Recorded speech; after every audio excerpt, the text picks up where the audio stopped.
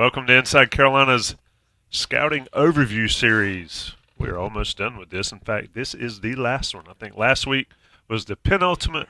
This is the ultimate final destination quarterbacks. That's Jason Staples. I'm Tommy Ashley, sponsored by Johnny T-Shirt and Congruity. Jason, let's get right into it. Quite frankly, I would wager that 95% of Carolina fans care about this position this year more than any other. We'll start with a surprise guy on the list who I freely admit was shocked that he transferred back to North Carolina. But there are worse places in the world to go to school. There's worse places in the world to play football. Jacolby Criswell has come back to Mack Brown's Tar Heels. What'd you see when you were scouting Jacolby going into the 24 season? Really, the thing I wanted to see was what he had looked like in the opportunities that he'd gotten when he was at Arkansas, because I'd already had a pretty good feel for him when he was at Carolina, and it's like, okay, is he any different? Has he developed? What's happened? And generally, he looked like he did when he was at Carolina, and that to me is a good thing. I'll say this. If Jacolby Criswell had not transferred to Arkansas, I don't think we'd be talking about a quarterback competition this year. I agree. Because he'd be he would be the starter. He would have understudied under Drake May one more year, and then he would have walked in and been the starter with Connor Harrell as the backup. That would be your quarterback room right there. They might have had to go and get somebody else as a potential emergency guy, but there's your quarterback room. But that's not what happened. He transferred out, and understandably transferred out for going closer to home, going to a place where he could compete for the job, and then he didn't win the job there. And they had a really good player there at quarterback, and they got another one for next year. They got some good players. So then the question is, if you're him, what are my options? And he decided, you know what? I'm going to go back to Carolina. I liked it there. I liked it there better than than Arkansas. And I'm going to, at least go back to where, I feel comfortable, can get a good degree and so on, another good degree. So there's a lot of, it's just sort of a weird situation because like I said, I think if he had stayed, he's clearly the favorite to start at the position. With him coming in, though, now in a new offense, because remember, he hasn't played in this offense. Without a spring under his belt, the odds of him actually winning the job and doing more than being a backup in this season, probably the third guy, are much less. I mean, it's very, very hard to compete for a job when you were not there in the spring. And to compete for a job when you've not been in the offense and the other two guys have been in the offense over a year. Or, well, over a year for Connor Harrell and a year for a spring for Max Johnson. So that's sort of the front end of that. Now, in terms of what I see on the screen when I watch him, he's still a big time thrower. He's a guy that can absolutely spin the football. You talk about guys that can throw it through a wall, and he's one of those guys. He can absolutely just flick the ball and drive the ball to all areas of the field. He makes there are times where he'll just make a wow throw where, there's one I'm thinking of in specifically when he was at, and I think it's one of the ones that I included as a highlight for his scouting report. But, he's rolling left when he was at Arkansas in mop-up duty, and he just flicks the ball going left down the field, probably 35 yards, and just puts it on his guy. And it's one of those like, okay, not many dudes are making that throw. And he can make every throw. He can throw the posts. He can throw the seams. He makes all the throws around outside the numbers. The other thing is that, and this was one of the things I was most interested in, he's gained a lot of weight since high school. He was a little bit more of a dual threat type guy in high school. Question was, how much has him kind of becoming, I don't want to say pudgy, but he's gotten a little more thickly built since he thick. Yeah. since he got to college. I mean, he's 230 and he's not tall. He's 6 foot 230. That's not a slim guy at this point. I was curious, what did he look like on the move when he was at Arkansas? And one of the first plays that I saw when I looked at the games that he actually played in was him taking off for a 55-yard touchdown run. And, running a quarterback power or whatever it was, it's a quarterback run game thing. He's a guy that does have feel for running, especially between the tackles, brings some things to the table there. And, those are a lot of pluses to bring to the table. If there's a better third option at quarterback in the ACC, I want to see him. There aren't very many guys like that are not, top 2 on the depth chart. And again, we don't know exactly what the depth chart's going to be, but based on him not having the spring, he's starting at 3, and it's going to be really tough to move up. There are some warts, there are some weaknesses, and some of these are some of the reasons that he didn't beat out Drake May. Now, the other reason he didn't beat out Drake May is, well, Drake May is Drake May. But he also didn't win the job at Arkansas for some of these reasons as well, and he can be pretty mechanical, and he's got 6 fumbles on, let's see how many, I don't have the number of snaps here in front of me, but he's got 6 fumbles in limited duty. That's not great. There are times where he's pretty lax about where the ball is, and he's gotten stripped a few times. That many fumbles in that fewer reps is concerning. There are other times too where when you watch, he can make every throw, but for me, the most important things for a quarterback are not really the arm strength and the wow throws and all that. It's how quickly does a guy process? Does he anticipate? Those are the things that matter the most to me. That was why when I graded him and Drake May before while that was still a competition, I was adamant. Look, if it's me, I'm starting Drake May, and I think Drake May's the top 5 pick. Why? Because Drake flashed elite anticipation at times. Didn't have to wait for a guy to be open to throw him open. Now, there were times he didn't always do that, but it was there. And I always felt like, and I haven't seen anything to change my mind there, that Criswell was a little bit more of a pick and pop type guy where he just waits too long for the separation before he pulls the trigger. Now, some of that is when you can get the ball there as quickly as he can. Sometimes you can wait a little longer. You have that kind of feet. You want to wait a little bit longer just to be sure because you can put it in there. But I want to see guys consistently get it out early, and he doesn't get it out early enough for me. And as good as his arm is in terms of being able to stick it in, his deep ball is, I think, okay. It's not great, at least to date. It hasn't been spectacular. He has some inside the strike zone type misses out there when he's throwing some verticals. So those are the things that, he's going to have to improve on. He's going to have to show growth in some of those areas to compete for the job. But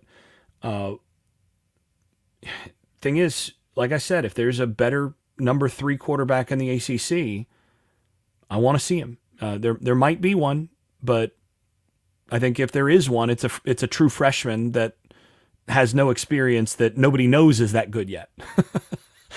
So that's where we are. And I think, he's a guy that if he normally if your number 3 quarterback winds up playing during the season, you in trouble. If that happens for Carolina this year, they're getting a guy that can start at the Power 4 level that would be coming in. So, that's a real plus. Absolutely. We'll talk a little bit more on our final thoughts about something that you and I debated last week off air. We'll get to that in a second. We'll go here. We're going to go to Connor Harrell next. We're talking with Jason Staples on Inside Carolina's UNC Scouting Overview series on the quarterbacks. I'm going to say this. I thought Connor Harrell looked better than Max Johnson in the spring. Maybe it's just what I wanted to see. Maybe it's me not knowing what I'm talking about. But, Jason, we saw him do some things that made me at least say that this is QB1. I don't know. What'd you see? So, full disclosure, I went into the spring fully expecting Connor Harrell to basically be the backup coming out of spring. I think most people did. If I had to guess, the coaching staff probably did. And this is partly because I've seen Connor before, right? I got to see him in practice last year, and I've seen, sort of where he has been. I thought he took a really big step forward this spring. And the biggest thing is that the real concern coming into the spring, the real reason that he was not the immediate obvious heir apparent for Drake May is, he had a tendency to throw the ball to the wrong color jersey in practice and in scrimmages last year. And that's not a good tendency for quarterbacks, right? That's kind of rule number one, right? You don't do that. Yeah, running backs don't get your quarterback killed. Rule number one. Quarterbacks and don't put the ball on the ground. And quarterbacks don't throw it to the other guy. Right. So simple game, man. Yeah. Now that said, when he went in the postseason exhibition game against West Virginia, and got the start there, I thought he played really well. And actually, before he got dinged up, he was really dynamic. And then he got dinged up pretty quickly, and I thought he was not quite the same player. He was a very different player when they had to worry about his legs full on, compared to when he became more limited in terms of his movement and had to win from the pocket. And that says a lot kind of about what you have to be thinking going into the season. Because when you're choosing who your starter is going to be as a head coach, you're not just choosing your starter for game one, right? You're presuming that you're building over the course of the season as you go along. And the question is, okay, Connor might be our best guy in game one, but is he going to be our best guy in game four? Once, some of the hits have come in, once other things, fall into place. And this is, by the way, I've seen a number of people wonder over the years why more NFL teams don't spend more time, really running their quarterbacks, and why dual threat quarterbacks are not quite as much of a thing in the NFL. One of the reasons is that the seasons are long, and hits over a season add up, and it's hard to stay healthy. And once you've taken sort of that toll early season, you're not the same runner in game 12, game 13 that you were in game one. It's where I can't remember who the NFL defensive player was who was asked who the most impressive offensive player he ever went against in the league was, and he said, well, sort of a tie between Barry Sanders and first 5 games of the year Michael Vick. And they're like, first 5, and the reason is first 5 games was before Vick started getting banged up. Yep. And the thing is, once you start getting banged up and the game starts to change, now you have to win from the pocket. And what NFL teams have kind of figured out is, well, if you're going to have to win from the pocket late in the year, you better start with a guy that can win from the pocket. Yep. So that's really the question, sort of coming out into the fall, is how much more of a step forward can Connor Harrell take there? I thought he took a big step forward there in the spring. They brought in somebody to challenge him for the job, and he stepped up to the challenge. And, you can see the guy didn't lose a game, I think, in his last 3 years of high school. Yeah. He's a winner. He's a winner. He's a guy that's very, very smart. I don't think there's any question about that. One thing I want to highlight, every time I've been at practice, he is the last quarterback to leave. He's out there with the wide receivers, spending extra time working on stuff. That's good. Now, Max was out there late too in the spring, but this is a guy that, even when he was third on the depth chart, he was staying late. So he's just one of those types of guys. To me, in terms of the actual strengths that you're getting, he's got a strong enough arm. You know, you're not talking about a guy like Jacolby Criswell who can just flick it and throw it to every space on the field. He's not that. But he's got a strong enough arm to make all the throws. He does tend to load up to throw verticals. You know, one of those guys that kind of has to really kind of get that weight shifted and, you know, sort of looks like he's putting his whole body into it when he throws deep. And when he does throw those kind of deep bucket throws, to me, it looks like he, you know, sort of throws to areas, to sort of throws to spots rather than really throwing to his man in terms of where that guy is going to be given this coverage and all of that. I'm not always sure he sees that as well and really anticipates there as well. And so there's a little bit of a mechanical aspect to him on some of the deep stuff. Does push the ball a little bit in his motion. And then, you know, he's been a little spotty at times in terms of lots of little small misses that forces receivers to adjust when they're on the move.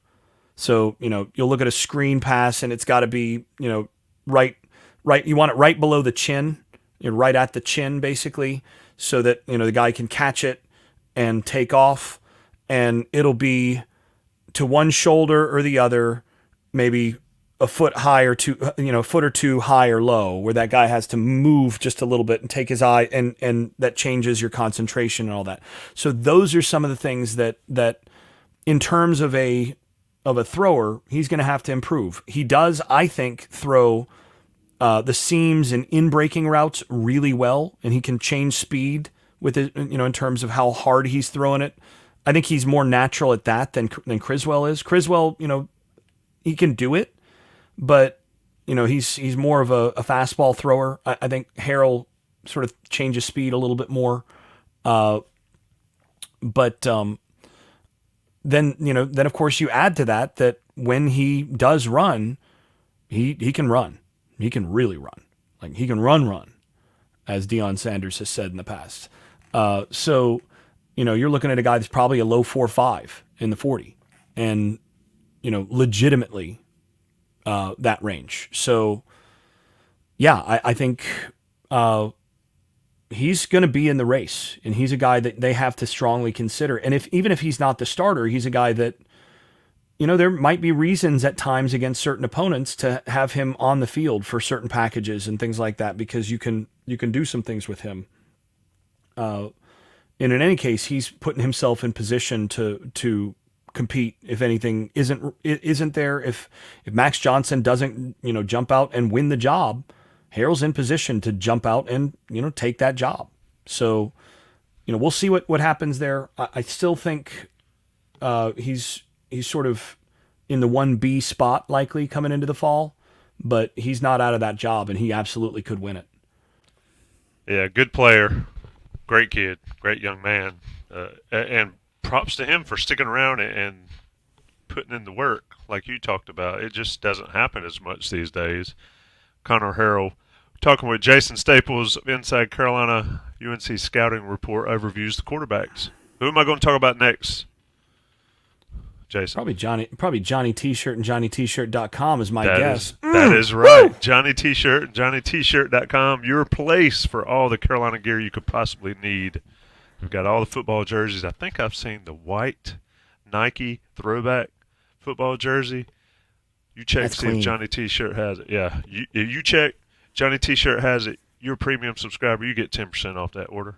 You can wear it up to the Minnesota game, wear it at Kenyon Stadium, wear it around your house if that's what you choose to do. But Johnny T-Shirt has everything you possibly need if you're a Carolina fan, and Carolina all sports. They've got everything. Clean jerseys, clean basketball stuff, NIL stuff, whatever you need. It. Johnny T-Shirt, JohnnyT-Shirt.com. Audio version, the national people pay the bills. We're talking UNC quarterbacks. All right. Now we're going to talk about somebody else. I'm Tommy Ashley. That's Jason Staples. We're going to talk about Max Johnson. We're going to talk about LSU Max Johnson. We're going to talk about Texas A&M Max Johnson. And Jason, now we're talking about North Carolina Max Johnson. You know, I was watching some young men throw football on the beach when we were down there this past weekend. And they were both left-handed. So I was watching. I paid attention. And thought to myself, I can't remember, other than Nathan Elliott, the last time Carolina had a left-handed quarterback that played a ton. Max Johnson could be that guy. What'd you see from him, Jason? So there's some interesting things here. You got a guy that's played 4 years of ball in the SEC against big-time competition. Not just the SEC. It's a lot of people talk about the SEC, and the SEC schedules are great and everything. No, the SEC West has been really good for a long time, right? And of late, it's been the SEC West and Georgia that have been really good. So if you're Georgia, that SEC East schedule isn't a whole heck of a lot harder than what the ACC has been. And actually, in some years, the ACC has been a good bit better than the SEC East. But now Max Johnson's been hanging out in that SEC West where, you do have a murderer's row of defenses with a bunch of guys that are going to play in the NFL on those defenses across from you. And he's played against those teams. He's played multiple times against Alabama, against LSU, against Texas A&M, against, Auburn, etc. All these teams that play NFL style defense with NFL caliber athletes. And he's had some success against some of those teams. Has he had consistent success? Not exactly. But he's been pretty good. And when he's had the supporting cast to be, quality around him, he's put up numbers. So if you go back, his best season was 2021 at LSU, where his NFL passer rating was 100.7. That's actually pretty good. And his adjusted completion percentage, 74.3%, which, by the way, is about the same as what Connor Harrell had in the 23 season in mop-up time, right at 75% adjusted completion percentage. So, that's perfectly fine. That's quality. You look at his Pro Football Focus passing grade in 2021, 70.8. And when clean, 87.2. And 27 touchdowns, 6 interceptions in that year at LSU. That's a good year. Those are quality numbers. And actually, if you look at his 2021 numbers and you compare them number for number with Drake May last year, they're not that far off when he was playing with LSU talent against top-level SEC defenses. So that's a plus. You're looking at a guy that's been through a lot of battles, and you kind of know what you have at that point. Now, he is playing in his third offense? Because he went through, I think, 2 at LSU and then Jimbo Fisher's offense at Texas A&M and now this one. So he's in either his third or his fourth offense, which is very hard on a quarterback. And there were some warts too. So if you're talking about the good things, it's the experience. He's seen everything there is to see, basically, for a quarterback at this level. And he's played in some of the more demanding offenses in college football. So a lot of those things. Big, strong guy, just under 6'6", 235. Moves actually surprisingly well. He doesn't run like Connor Harrell, but he does move. He's, sub 4.9 guy, might be even a little bit faster than that, and can actually do damage when he gets outside the pocket.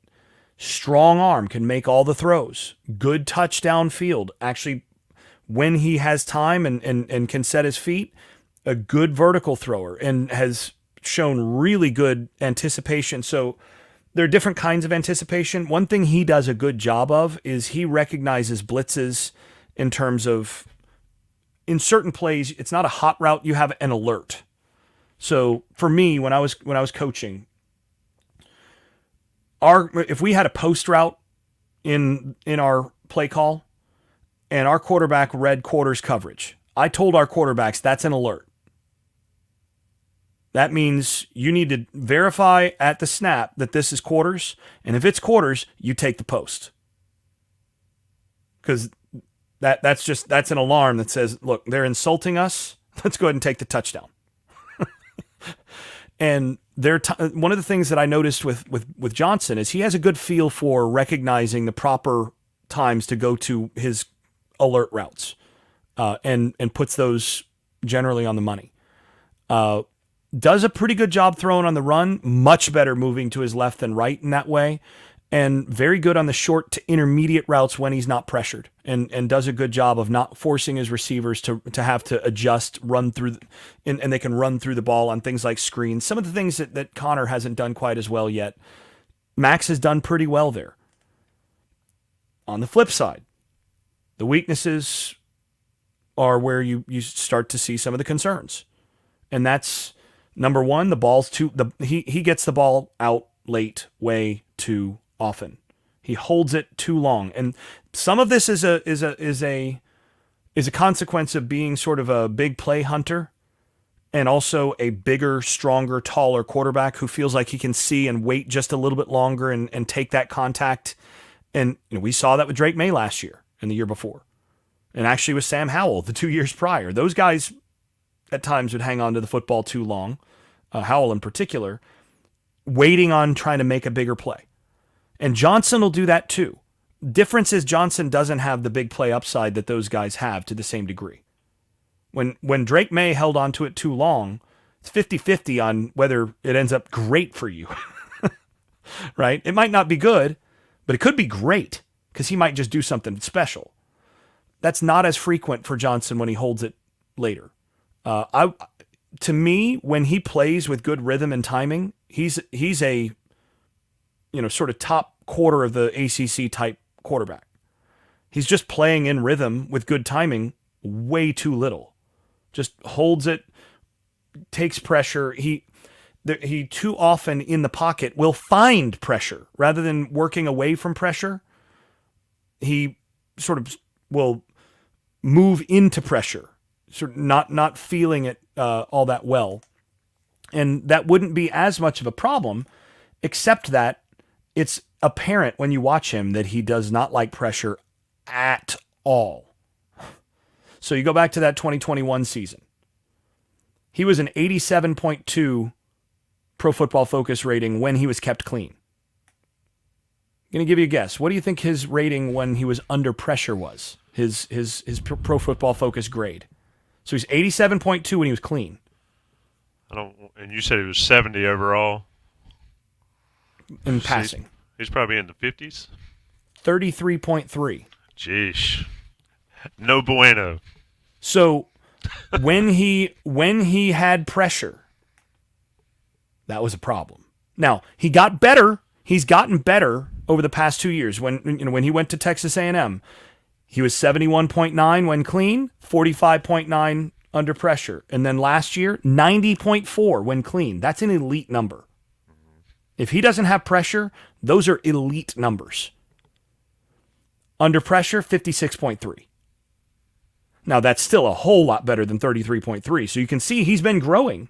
Yep. If he continues to take another step forward and gets that even into the mid to high 60s, that's really good. That's great. You'll take that, especially if he's putting up 90 type grades when clean, right?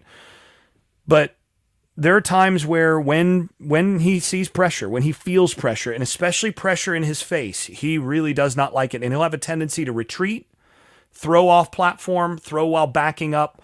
And then he's got a really good arm, but his arm he's not Aaron Rodgers, who when he's going backwards, he can make every throw and, pinpoint it and all of that. That's when the trouble starts. And he's made some head scratching decisions at times when he gets under pressure. There are also times where he gets a little greedy, and I'm okay a little bit with a certain measure of greed if you're going to make the big time throws to compensate for some of the misses. But I think really the biggest question mark for him is how he's going to handle pressure in his face, how he's going to handle not having everything as it should be on every play, and whether or not he's going to protect himself. That's the other thing. This is a guy who has not played a full season yet in those 4 years. Now, granted, that's in the SEC West. You're going to take a beating if you hold on to the football too long there. And when those guys in that side of that conference hit you in the pocket, that can be a problem. But there are too many times where like he'll escape the pocket and he's running upfield, and it's like, okay, just take your 7-8 yards, run out of bounds, live to see another play. And for whatever reason, he suddenly thinks he's, a scat back, and he'll turn the ball back inside and try to take on a linebacker. And then, you can kind of see, oh, that hurt. It's like, son, what were you thinking? Just take off, get your 7 yards, and get out of bounds, but you are not going to, turn this back in and juke that guy out or take him on and run him over. It's just not going to happen. You could do that in high school, but 4 years into college, you shouldn't be trying that against Alabama. So it's some of those things that I look at where the decision is a bit of the decision making at times is a bit of a concern. All that said, I think he probably is the favorite to win the job, probably should be the favorite to win the job because of, again, the combination of experience, what he's been able to do when not under pressure, the ability to run an offense that he's demonstrated so far. I think he's a guy that can win from the pocket. There are a lot of pluses there. And to me, if he learns to take the free stuff more frequently, just take it. You got your slot open for 6 yards right here. You got your snag route here. Take it. Snag's coming inside. Okay, take it. The flat route open right away. Take it.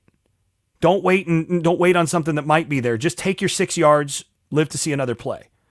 If he can get into that habit and get into rhythm of being that kind of player, and okay, now it's play action. You got your post. Safeties come down. Win with that. He can make that throw.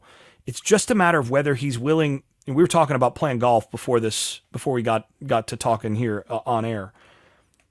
Max Johnson's a guy that I would love to see try to play boring golf. Stop trying to go at pins. Don't shoot at there's no pin on the dang fairway. Or on the green. There's no pin on the green. There's trouble to the left. You're dead if you go long. Here's the middle of the green. Aim to the fat part of the green a little bit right of the middle, and if you screw it up and you hit it a little bit left, you're fine. Don't think about anything else. Just take the easy spot. Just try to hit greens. And if you're going to miss in good spots. If he can take that approach, don't try to hit it 370 yards on this tight hole. Just hit your fairway finder. Try to keep it in play. Put yourself in position where you've got a good shot at getting it on there. Fairways and greens and 2-putt for par. Every so often you're going to get yourself close and you're going to have a chance at a birdie. Just play that US Open style golf. If he can do that, then he's to me the obvious starter going into the year, and he can be a really good player for Carolina. It's just a matter of really convincing him to play within the offense and to really understand what they're asking him to do and to get all of that sort of injected into his veins and get automatic with it. That's not a guarantee, but I think that's what the hope is, and it would make a lot of sense for him and for Carolina for that to work. Yeah. Agree with it. I mean, 100%. Like you said, fairways and greens, 6 or 7 yard pass plays. They move the chains repeatedly. Other contributors. I mean, Michael Merdinger, he flashed a little bit in the spring. If we get to the fourth quarterback, season's over. It is we're not even going to talk about other contributors. What we're going to talk about is what you see on your screen right there, and that's congruity. CongruityHR.com. Oh, yeah. CongruityHR. I'm going to miss doing these. We should just do random podcasts all year. CongruityHR.com/Tar Heels for your free assessment for your small to mid-sized business. Another locally owned, local North Carolina business. They've made a name for themselves nationally, but they serve you locally, and they treat you locally. So if you're a small to mid-sized business owner here on Inside Carolina, go to that link, congruityhr.com/Tar Heels. Get your free small business assessment. Let Darren and Matt and their crew see what they can do to help you out to grow your business, make all the money, and then Get more Inside Carolina subscriptions and more Johnny T-shirt gear, everything you need. Final thoughts on the quarterbacks. I don't want to lead with what we've talked about off the air, but it is a relevant prop bet if you're so inclined. So before that, my final thoughts are Carolina should have at least average level quarterback play in the ACC at a minimum with the room that they have, and it should be above average because they got 3 players who I think are Power 4 level starters in terms of what they can actually bring to the table. For one team to have 3 guys where if that guy went out there for Wisconsin and was the starter, I wouldn't be surprised. If that guy went out there for, Wake Forest or, LSU, I wouldn't be surprised. None of those 3 guys are guys that in their full college career couldn't be a good Power 4 starter. So, or Power 3 really. Big 12 is not really a power conference anymore. But think about it. When was the last time a Big 12 team, a team in the current Big 12 won a national title? Dude, I couldn't tell you. 1990. Colorado split it. I thought Georgia Tech and Washington split it. I thought that was 91. You're probably right. Yeah, you're right. Either way, your point stands. The current Big 12. They don't have contenders. No matter what EA Sports says. So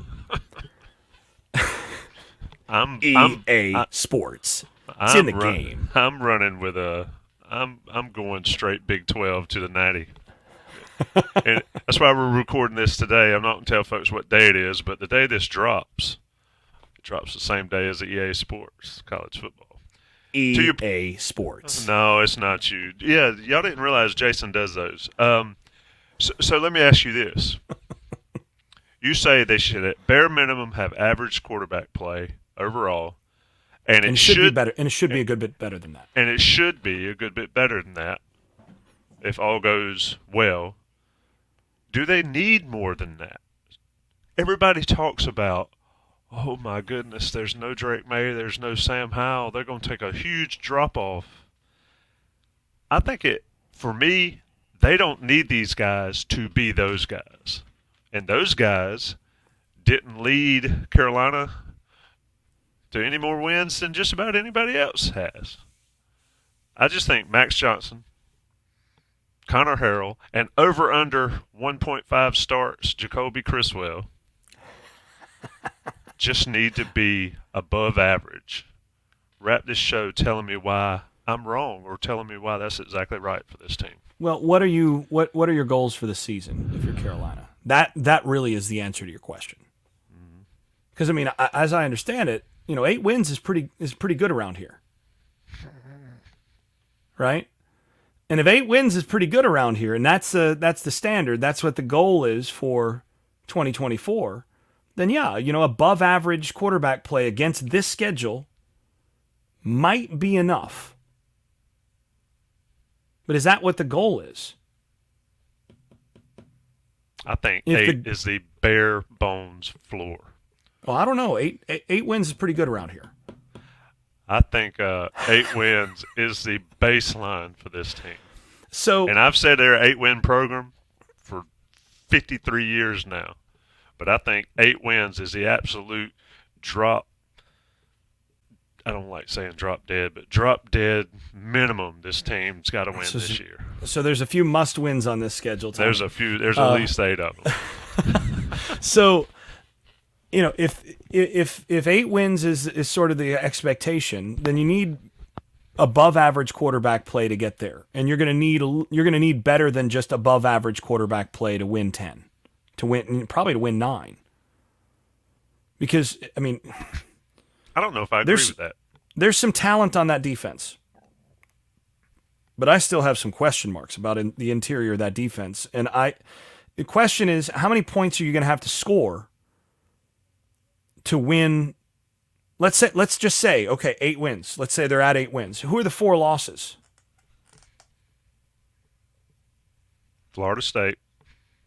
It's going to be a tough game regardless of how good their quarterback is. I think NC State's going to be a tough game. It always is for whatever reason. Going to need good quarterback play, not above average quarterback. You're going to need good quarterback play against that NC State team. I don't know. I don't know who the other ones. I don't know who I would not favor them against. Minnesota. I mean, maybe my mind will get humbled when they go to Minnesota, but I just don't. I just see them winning that game. Who else is there that should be favored against Carolina? Well, the way I see Carolina's schedule is I think there's basically 8 toss-up games, or 8 games you can put on the schedule as potential toss-ups. So, I look at it, they should beat Charlotte. They should beat NC Central. They should beat James Madison, but that's going to be a tougher game than anybody wants to admit. And then NC State, you might favor NC State. I mean, given when that game's being played and Carolina's track record in November of late and against NC State of late, you favor NC State in that game. Florida State, you favor Florida State. Then you start getting to some of these others. Pitt, that's maybe 60-40 Carolina, right? Mm-hmm. But that's getting to where you lose 4 times out of 10. Yep. Right? Georgia Tech. I think that Georgia Tech team is going to be a tough team. They're going to be a tough out this year. Make that a toss-up type game. Wake Forest. Wake Forest is not going to be, I think, again, that's probably 60, 55, 45, 60-40 Carolina. But that's not a shoo-in, especially the week after Florida State. Right? That Duke team, not as good as last year's Duke team, and probably 65-35 Carolina, in sort of how I would handicap it at this point. But again, that's a game you can lose. And how do you lose those games on the margin? You lose them with an extra interception here, a strip sack in the backfield there. It's the little things like that are the difference between good quarterback play and above average or average quarterback play. And that's the difference between, well, you win, you go 4-0 to start the year, then you drop one that you shouldn't have dropped at Duke. You go, you beat Pitt, you lose to Georgia Tech somehow, then you go to Virginia, and Mack Brown's had so much success in Charlottesville, right? Then at Florida State, and all of a sudden you might have 3 losses right there as early as that. And then you still got Wake Forest, Boston College on the road in November, and NC State. So, yeah, I can totally see that being where you're having to beat NC State to get to 8. If the quarterback play isn't good enough to create some plays downfield. The thing is, if you have good quarterback play, not just above average, if one of these guys takes the step forward to be consistently good, now teams can't just sit on Omarion Hampton and Darwin Barlow. That changes everything. Because we all know how good Omarion Hampton looked last year. But the thing everybody's got to remember is when teams game plan for North Carolina last year, what was the first thing they were trying to take away? Drake May. They were trying to limit Drake May. We're going to make other people other than that dude beat us.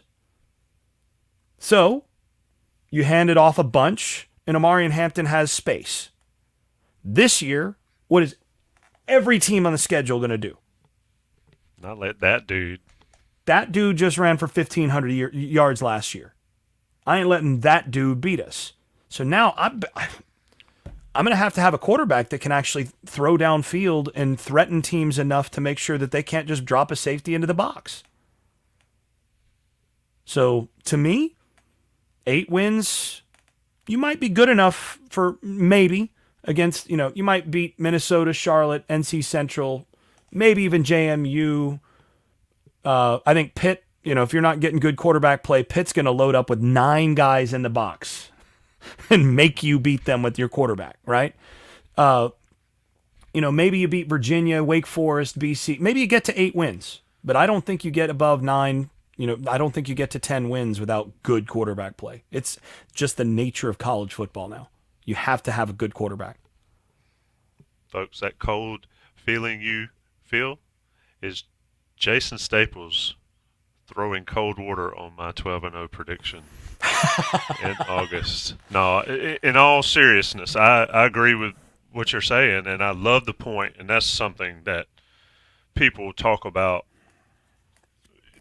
The thing you talked about there with Amarion having success last year and not having that Drake factor this year. That's what's affected the most, not the actual quarterback. Omarion Hampton's the guy that benefited the most from Drake May. Mm-hmm. Can Omarion carry this team and that offensive line, especially what you talked about with Max being clean versus not clean, and get Carolina through rough patches in games like you mentioned, Pitt going, and I think Minnesota may well do the same thing.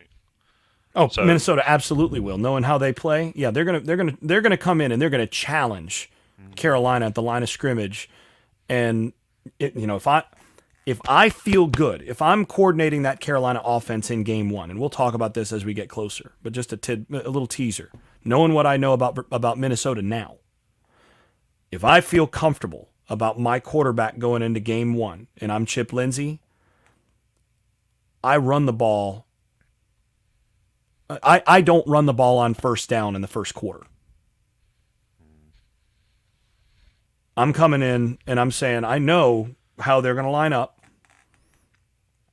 and I'm play actioning the heck out of them. I am RPOing the heck out of them to get my quarterback comfortable throws and force them to respect my passing game.